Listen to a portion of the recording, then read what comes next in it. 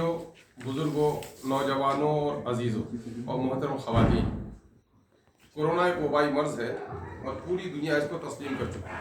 और सच ये है कि इस वबाई मर्ज़ ने पूरी दुनिया को अपनी लपेट में ले रखा है। साइंसी, तकनीकी और तिब्बी तरक्की के बावजूद भी आज पूरी इंसानियत इस बीमारी के सामने में लाचार और बेबस होकर रह गई है। किसी हकीम को न कोई नुस्खा समझ आ पा रहा है, न मेडिकल साइंस ने अब तक इसके लिए कोई दवाई माकूल देने का इंतज़ाम किया है। हमारे लिए इस वक्त तहफ़्फ़ुज़ माने हिफाजत ही इससे बचाव का बेहतरीन ज़रिया है। यही मशवरा तमाम तर मेडिकल साइंस के लोगों का है और हुकूमत ने भी लॉकडाउन का फैसला इसी वजह से किया है। इसलिए मास्क पहनना, सोशल डिस्टेंसिंग, समाजी तौर पर दूरी को कायम रखना, लॉकडाउन का एहतराम करना हमारी जिम्मेदारी है।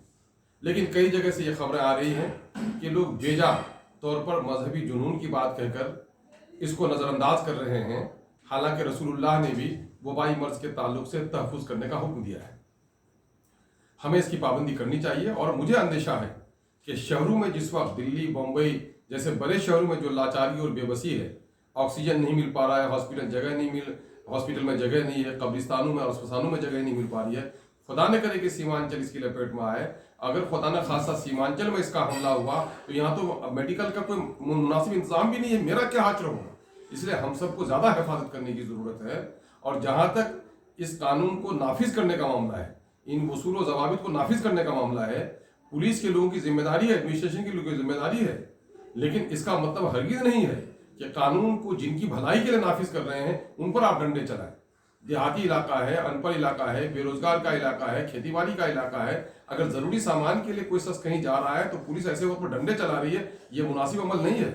मैं पुलिस के आला अफसरों से भी गुजारिश कर रहा हूँ, इस मामले में पुलिस का रवैया नरम होना चाहिए, दोस्ताना होना चाहिए, समझदारी का होना चाहिए, न कि इस तरह से डंडे मारकर लोगों से कई जगह तसादुम के हालात पैदा हो गए।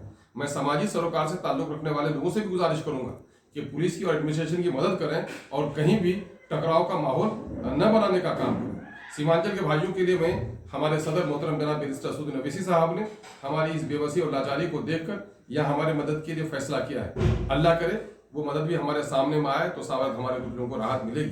अभी हमें खबर मिली है पूर्णिया और किशनगंज के भी अतराफ से कि यहाँ कोविड का एक तो पहले ये था कि लोग वैक्सीन लगाने के लिए तैयार नहीं थे और आज पहली तारीख है, हुकूमत बिहार की तरफ से अब तक वैक्सीन लगाने का इंतजाम नहीं हो सका है और कई जगह से खबरें आ रही हैं कि वहाँ पर वैक्सीन है ही नहीं। तो इस सिलसिले में भी हमारे जिम्मेदारों को, जिला के पदाधिकारियों को तवज्जो देनी चाहिए कि ऐलानात ही नहीं हो बल्कि सरकारी ऐलान हो तो उसको नाफिज भी किया जाए। अगर आप दुकानों को बंद करने के ताल्लुक से बड़े चाक और चौबंद हैं तो यकीनन है कि टीका लगवाने के बारे में भी चाक और चौबंद होना चाहिए, ऑक्सीजन की फराहमी भी होनी चाहिए, हॉस्पिटल में जगह भी मिलनी चाहिए। कोरोना के अलावे जो लोग हार्ट पेशेंट हैं, जो लोग कैंसर के पेशेंट हैं, जो लोग वक्ती तौर पर बीमार पड़ जाते हैं, उनके इलाज का इंतजाम भी होना चाहिए।